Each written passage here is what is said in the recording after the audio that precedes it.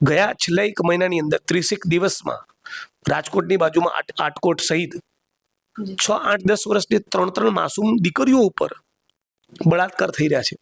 તો મને લાગે છે કે આપણે ગુજરાતની ટેક્સ્ટ બુકો બદલવાની જરૂર છે. પાઠ્યપુસ્તકમાં આપણા વર્ગખંડમાં કયું સંસ્કારનું સિંચન થઈ રહ્યું છે કે ગુજરાતનો માણસ એ 6, 8, 10 વર્ષની દીકરીઓ પર બળાત્કાર કરે, ખુલ્લેઆમ ડ્રગ્સ વેચતો હોય, ખુલ્લેઆમ ડ્રગ્સ લેતો હોય. રવિશંકર મહારાજ, ગાંધીજી, સરદાર પટેલનું ગુજરાત આપણે કહીએ, આવું તો નહીં હોવું જોઈએ ને. મુખ્યમંત્રી પોતાને કહે છે હું મૃદુ છું, બહુ વિનમ્ર શૈલીમાં વાત કરે, નાજુક નાજુક કોમળ પ્યારી પ્યારી એમની રીલો બધી વાયરલ થાય. એટલે અસલી મુદ્દા ડ્રગ્સમાં બોલો ને. કેમ તમે ડ્રગ્સનો કારોબાર બંધ નથી કરવા માંગતા?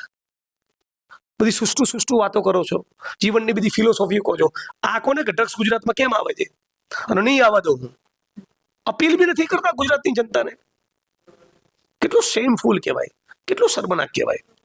એટલે આપના માધ્યમથી ગુજરાતના તમામ વાલીઓને અપીલ કરું છું કે તમે તમારી શાળા કોલેજમાં જે વિદ્યાર્થી તમારો દીકરો દીકરી ભણી રહ્યા છે એના સંચાલકો, એના ટ્રસ્ટીઓ, એના શિક્ષક, એના પ્રિન્સિપલ પાસે તમે જાઓ અને તમે કહો કે મેં મારા દીકરા દીકરીને તમારી જવાબદારી પર એ મૂક્યા છે ભણવા માટે.